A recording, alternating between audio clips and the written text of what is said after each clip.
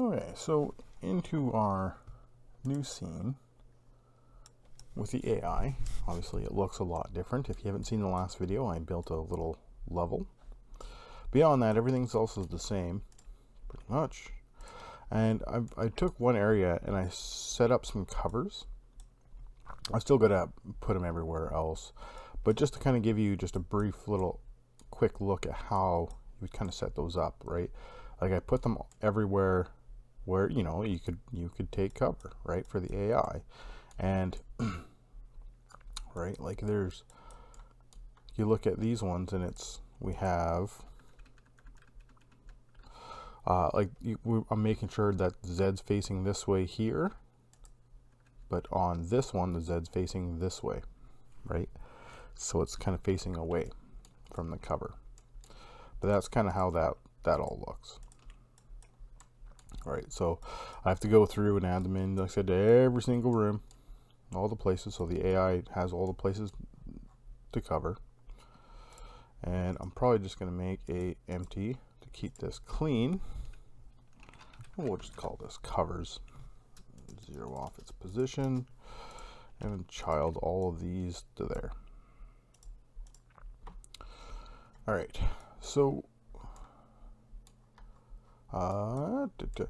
so with having this here, I thought, well, okay, well, if we're gonna kind of design this little level, right, and we'll have our player, and I've brought in some animations and stuff for the player, so the player looks a little better. I can show you real briefly, I suppose, how he kind of looks now. I'm still working on building him up though, so I'm not going to do too much with him in this episode. But actual arms.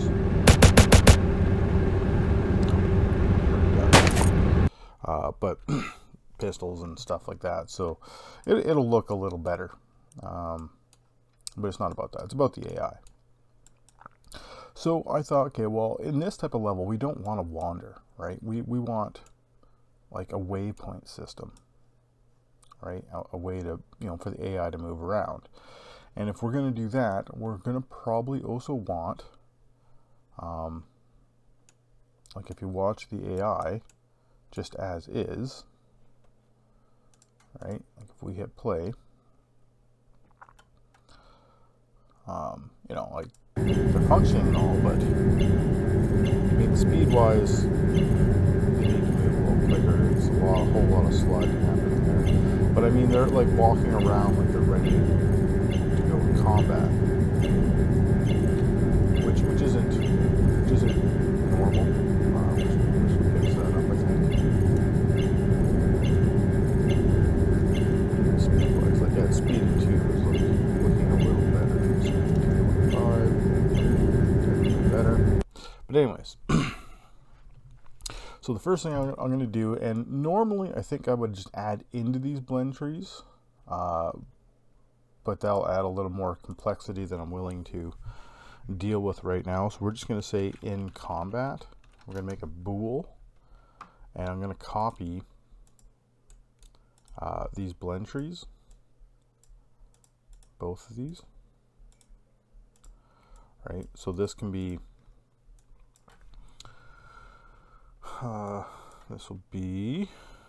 this is all on crouch, isn't it? Yeah, it is crouch. So this is combat move and combat crouch.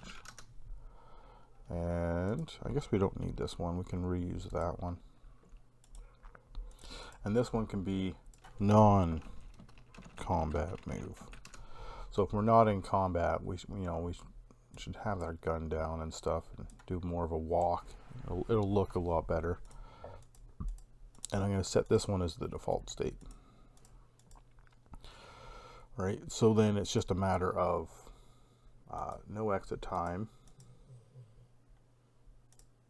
In combat is false to go back this way, and no exit time in combat is true. And then in here, other than these rifle idles and the rifle loop, I'm just going to stick in normal Now there is a rifle down that we could use instead. You know, something like that, and maybe that's a better option. I was thinking of just throwing a normal walk, but, and if we walk, let's see, do we have a, because they have their walking forward. I don't know if there's a walking forward when it's down. Now you always could build these things in layers.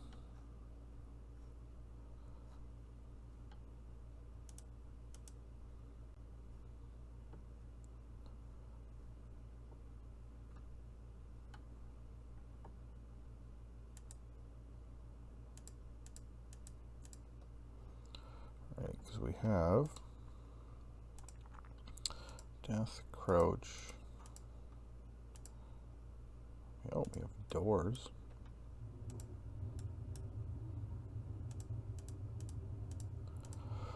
Right, especially with these particular ones.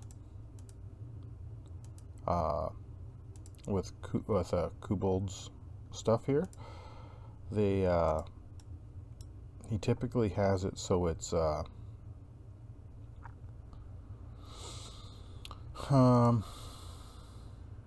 like the upper body and the lower body are set in a way that you can run layers very fluently. I don't know how to else really say it, but his like more or less he makes really good quality animations. Like, I guess really is what it comes down to. But like I said, I don't think I'm going to worry about the layers right now. I think I'm just going to do a normal walk forward. Might look a little funny, but at least we'll see them kind of doing something. Okay, that's not too bad, right? And if we're in crouch, we I guess we could leave it just like that. As long as we have this, then we're good. Because you could always branch back over here too, but not a biggie. So that also means we need to be able to set this though. So that's going to have to be in the AI actions. So more or less, if we're going this way, if we're going in combat,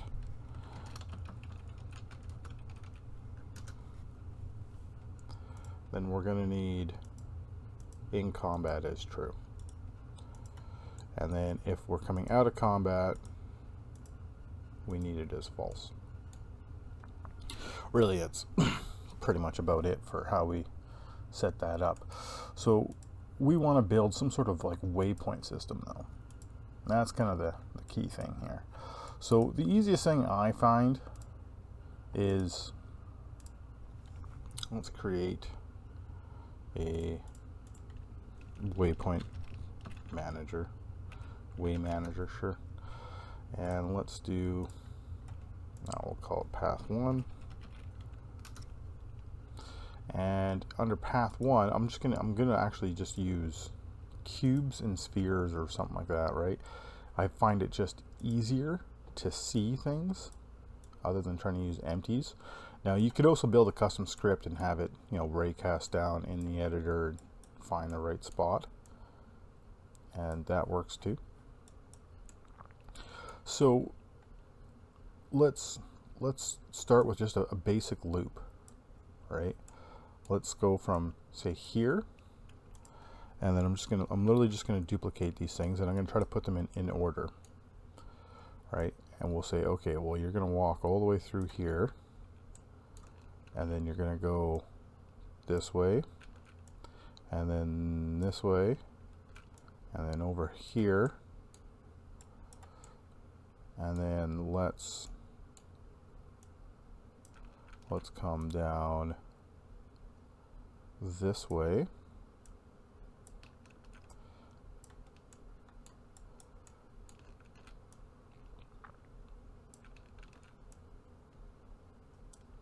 like that. And the more you place there, the more smoother the path kind of is. but I mean that's pretty good, right? So now we have paths. We have a path, and we can literally go in order down these things. So we obviously don't want to see them, so I'm going to disable the mesh renderer, and we also don't need colliders, right? So it's like an invisible thing now. Nothing to interact with it. They're literally just positions at this point in time. So this would be, now we could have a manager here that contains all of these paths, right? Like we could say, there's definitely a few ways to do this. So let's say like do a Arraylist proxy, and this can be waypoint, or no, we'll call this one paths, all right? And pre-fill the data, and I'm just going to take the root, stick it in there. Okay, now on the path, I could make another one of these, and you could also do this by code. You don't necessarily have to do it this way. And we'll call this waypoints.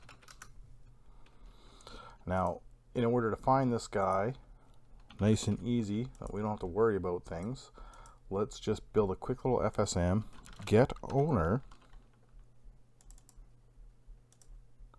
and store it into a new global. Let's call this waypoint manager. So now that we have a waypoint manager, and the waypoint manager has paths,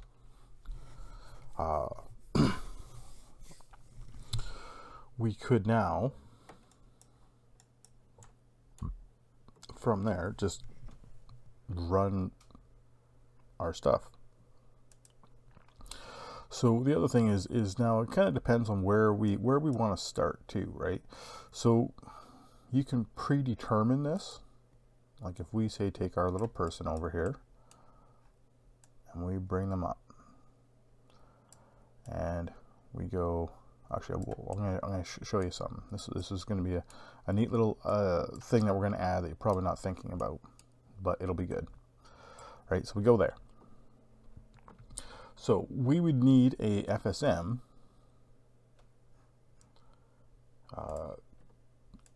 for how to actually use the waypoint. So actually, you know what would be kind of good?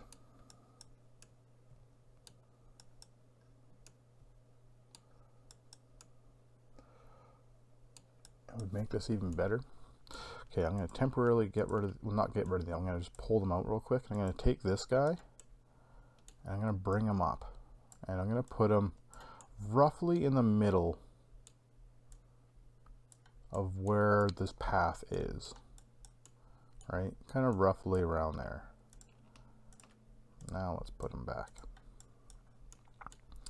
All right, so now, first thing we need to do is find a path, right? So we are going to Arraylist get next, and we want the Arraylist from the waypoint manager. So we're talking to this guy, and we want paths, and we're going to loop, and we're going to obviously have a done event. So they're a type game object.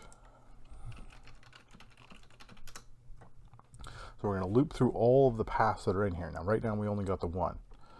Now as we loop, we need our two events. So as we loop, we're going through this array.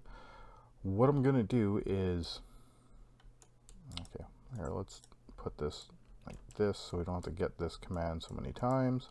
Let's get, oh wait, no, we don't have to do that. We have an action that does it for us. All right, ignore that last 5 seconds. So let's get distance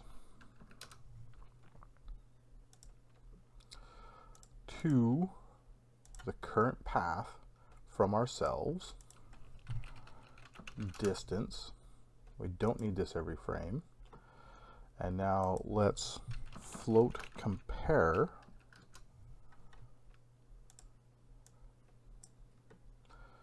and we're going to compare distance with a new variable called closest path, which doesn't exist. Okay, so yeah, we are going to need a start state because we need to reset this stuff, right? Because over here now we want to set float value closest path, and let's call it, I'm going to default it at 100. So if the distance to whatever object we're looking at in here is less than this guy,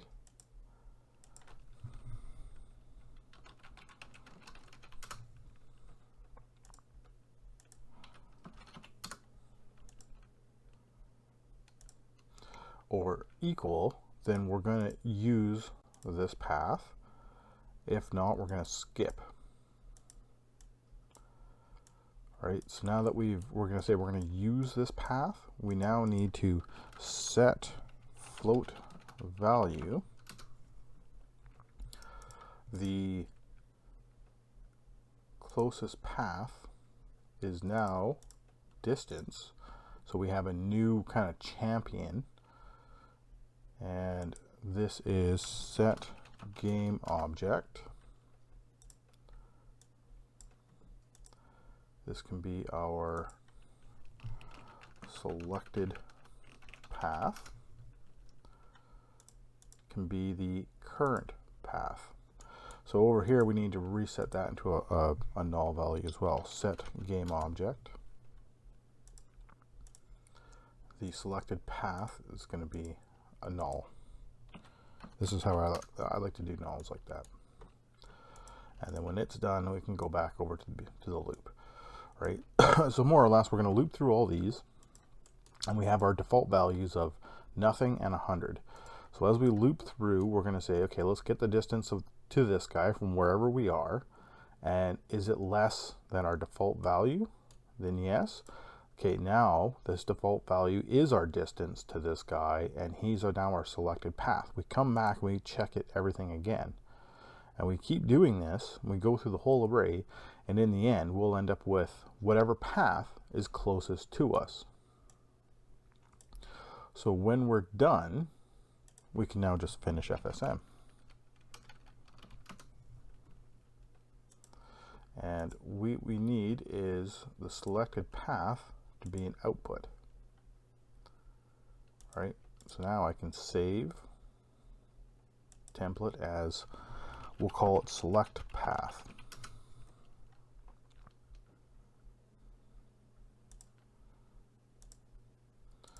So now if I come over here and I delete that, and I go into our actions and say, all right, well, let's run an FSM.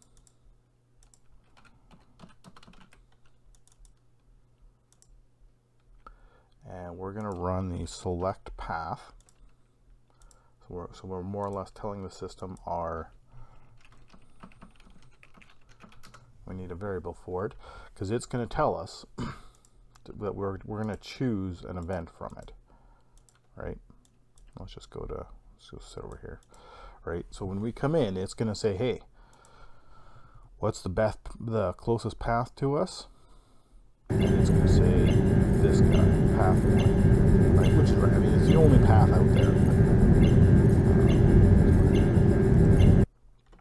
Okay, so now that we have a path, how do we actually move along the path? So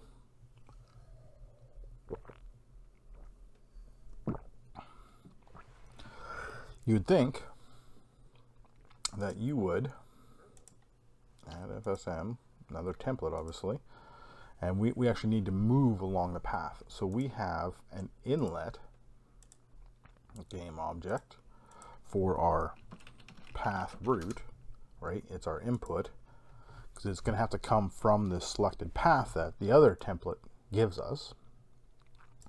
And now this guy would say, get children, or Arraylist get children, which you can do it through these ones, and it works, but the Arraylist is so much better. But that also means we need a Arraylist proxy on our AI. Not a big deal. So let's just call it waypoint. And let's take that name and stuff it in here. So the parent is our path root, and inactive is fine. And once we have that, now this is kind of where the sneaky thing is. You would assume that now we can just Arraylist get next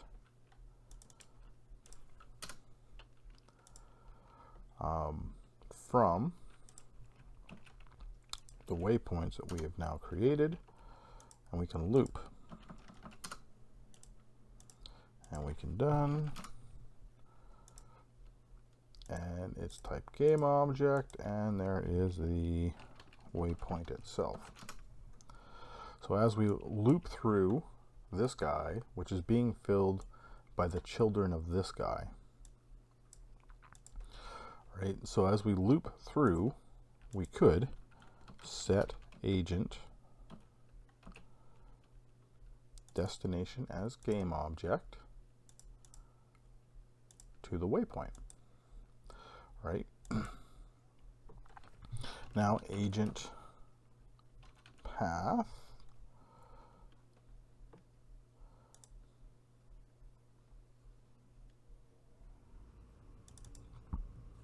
let's check something here.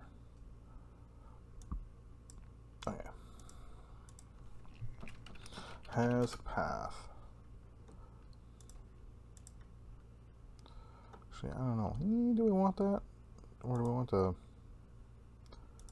Yeah, let's not do that. Remaining. Let's just do remaining distance. So we have the remaining distance, or you could also do a distance compare as well. And once we've arrived, let's just finish and come back over here. Right? So in a very, very basic sense, we're just going to go through the list, and we go to each point, right? Very, very simple. So let's save this, but we're going to have to modify this, because this definitely has some issues, and you'll see what I'm talking about here in a second. Said it's a sneaky little thing, but fixing it is relatively easy, and it will make your life so much better. So walk waypoints, right? So we need our route, which is our waypoint path, and that should be it.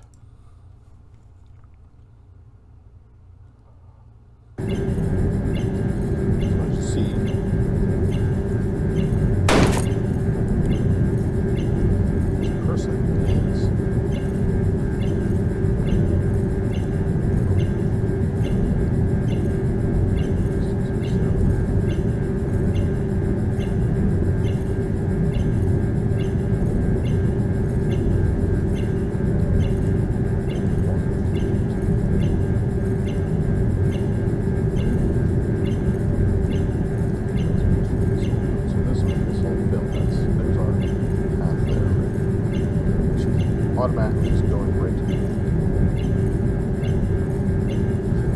So that's, well, I was expecting it to do a little better than that, but whatever. So this guy works, but there is issues. performance wise, this one calls every frame, and this is great for chasing players and doing stuff like that. It's crappy when dealing with stuff like waypoints.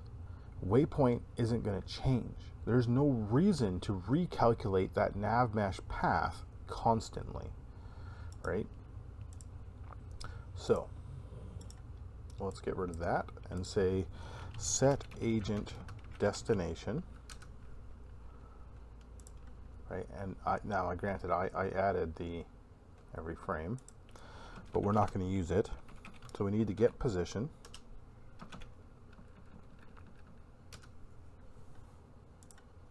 So we're getting position of the waypoint.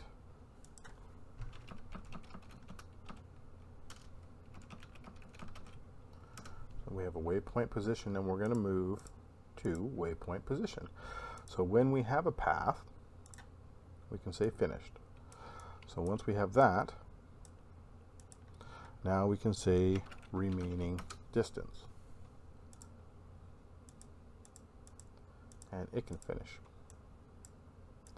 right?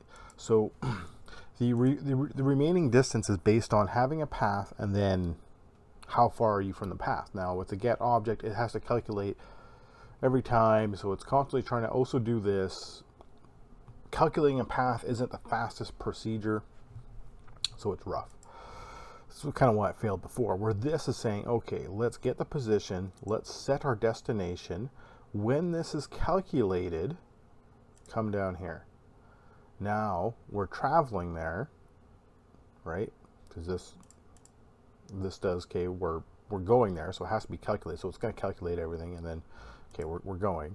Now when we get there, we can finish. It should run a lot better. So far. Now, there's a very critical issue, and maybe you can notice it right now, is where the hell is she going, right? And very simply, she's going to first child. Over there. Okay, well that's cool, but we started over here. It doesn't really make sense to try to walk all the way back to the beginning of the waypoint to try to walk the loop, right? That it'll happen like that every time. Like you go into combat, come out of combat, they're going to want to walk all the way back to the beginning. To get to the beginning, reset. Not.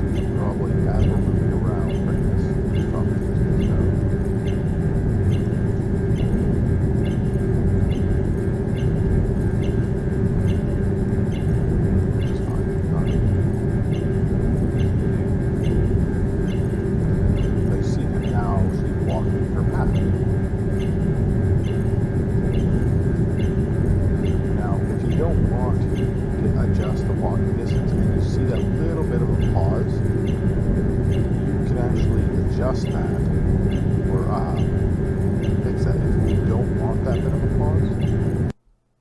If you want it a little more fluent, is to turn around and say let's get remaining distance and not use the arrived event. Instead, let's just float compare. And once we need to actually get the remaining distance. So the remaining distance, once we are, say, below, you know, well, you should go higher than this guy, or else you're never going to hit it. So let's go 1.75.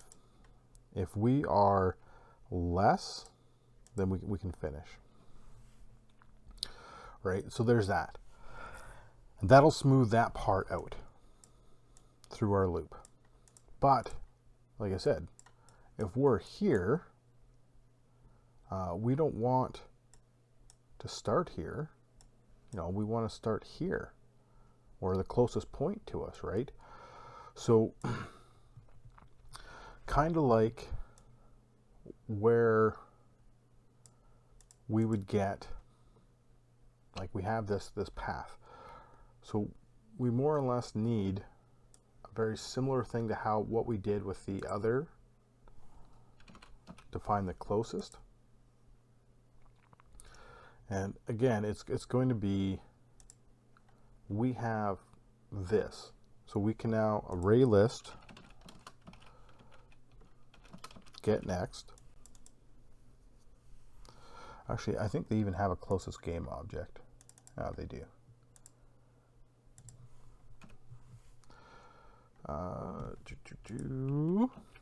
Which, I mean, I guess we could have used that in the other one too. Distance from, oh, I guess this has to be ourselves. Get owner.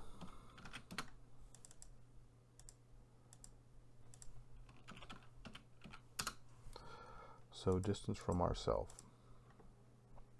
This doesn't need to be every frame. So this is the starting point. So the starting point. So from there, we can get that, but then as we loop, more or less, if we loop through the array from there, we're still going to, after we get to the starting point, we're just going to, you know, get the first one in the array after that. So we need something to tell us in this array, if, you know, like if you're sitting here and you have, you know, a bunch of things here, and this one happens to be the closest, that we want to start this array loop from here, not from here. All right, so we should be able to get index, array list index of, move to the bottom,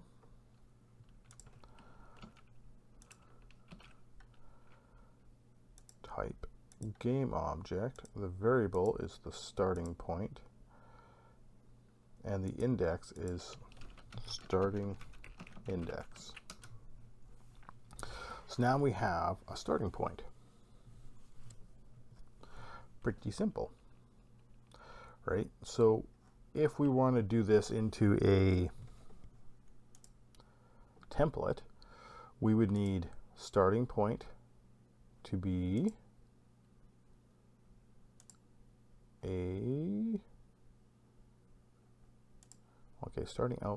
starting index needs to be a output. Starting point could probably just actually be like that. We probably don't actually even need to do it like that. You could, but so let's save template and say nearest waypoint.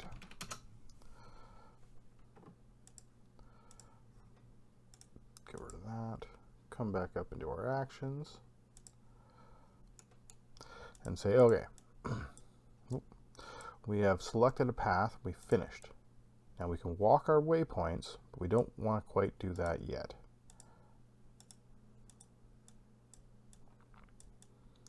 Right? First thing we want to do is get the nearest waypoint. And this could be our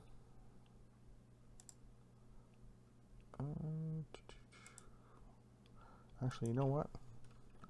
Let's put that right inside this template, actually. Let's go from here. So we have path route. We get the path route. Okay. Now we can run FSM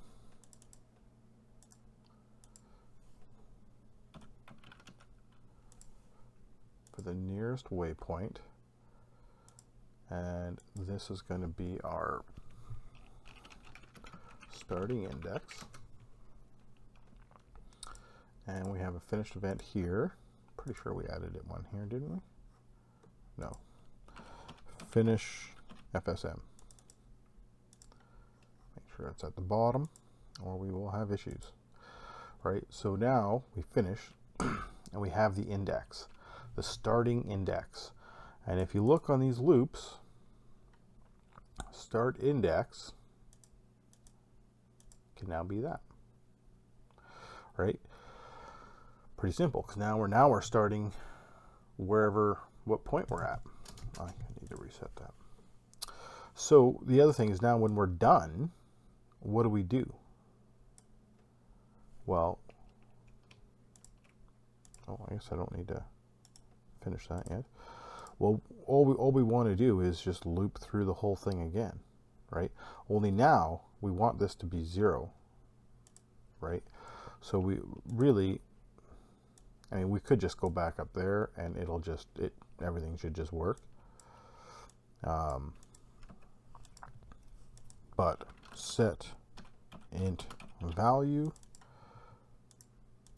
starting index is now 0, and go.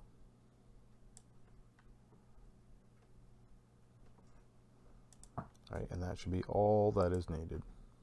So now, if we hit play,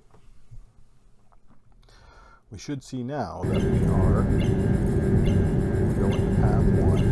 Okay, that's good. Starting index of 5.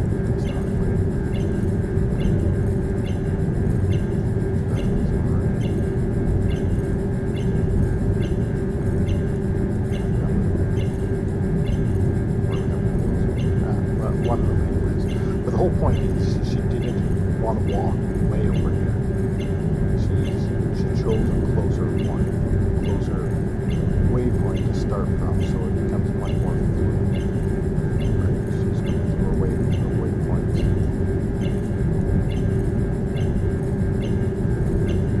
She's selecting them.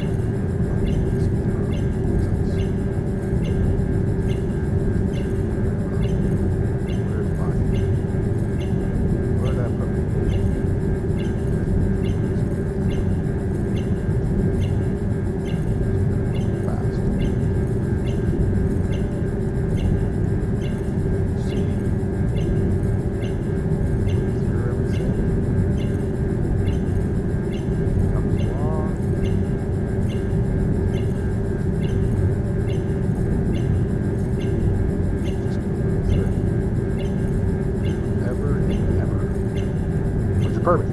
That's what we want. Right, so that's a waypoint system. Now I can develop some more waypoint systems, so I can put them all over, right? And I can place the AI wherever, and it will select the closest one and start running that system. I think in the next video, what I'll do is as we were moving through and we're doing these waypoints, you can add little bits of logic to each waypoint, right? So as they go through, they can check that logic and, run a chant saying, hey, let's stop and do an item, or let's stop and do a working task, or something like that. Or let's stop and run a chance to choose a new path, right? So maybe you have a path that says looking up and down these stairs. So this person's walking around.